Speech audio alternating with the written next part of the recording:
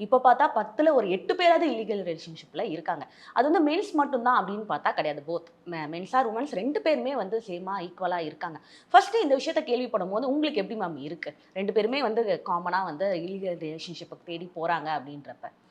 இப்போ இது வந்து வெறுமனே இல்லீகல் ரிலேஷன்ஷிப் அப்படின்னு பேசுறத விட, ஃபர்ஸ்ட்டு நீங்க சொன்னீங்க இல்லையா? தாத்தா, பாட்டி காலத்துலேருந்து. ஆமா, அன்னைக்கு இருந்தது.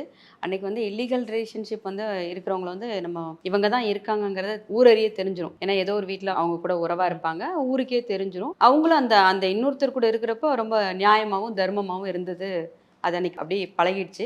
அதுக்கப்புறம் நம்ம அப்பா காலத்துல இல்லீகல் ரிலேஷன்ஷிப் போய் அப்புறம் இன்னொருத்தர் மேரேஜ் பண்ற அளவுக்குலாம் ம். இருந்திருக்காங்க. ஏன்னா ரொம்ப அஃபேர் வந்து அதிகமாயி, அவங்க கூடயே மேரேஜ் பண்ணி ஃபர்ஸ்ட் ஒய்ஃப விட்டுட்டு போன மாரி இருந்தது.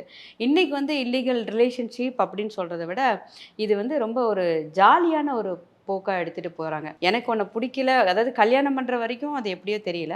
கல்யாணம் பண்ணதுக்கப்புறம் ஒருத்தர் மேல இருக்கிற அபிப்பிராயம் வந்து எல்லா காரணங்களுக்காகவும் மாறும். அத வந்து நம்ம பர்ட்டிகுலரா செக்ஸ வச்சு மட்டுமே பேச ம். முடியாது. ஆனா அது எப்படின்னா 2 பேர் சேர்ந்து வாழ்றப்போ, சில பேரோட உடன்படிக்கை வந்து அவங்களுக்கு புரிதல் இல்லாம, இன்னொருத்தர் கூட பேசுறப்போ, இவங்க நம்மளுக்கு ரொம்ப மேட்சா இருக்காங்களே! இவங்க வந்து நம்மளோட கெரியர்ல இருந்தா நல்லா இருக்குமோ! அப்படிங்கிற மாரி தான் நெறைய பேர் போறாங்க. அதுக்கு மேல இப்ப என்னன்னா, ஜாலியாவே சில பேர் எடுத்துட்டு, ஒரு கட்டத்துக்கு வந்து இந்த ஸ்டேஜ்ல இருந்தாங்க. இப்ப இந்த கட்டம் தாண்டி, யார் யார் கூட வேணாலும் பழகலாம், யார் யார் கூட வேணாலும் இருக்கலாங்கிற அளவுக்கு கிரியேட் கிரியேட் பண்ணிக்கிட்டு அந்த பண்ணிக்கிட்டாங்க. ரிலேஷன்ஷிப்குள்ள போறாங்க.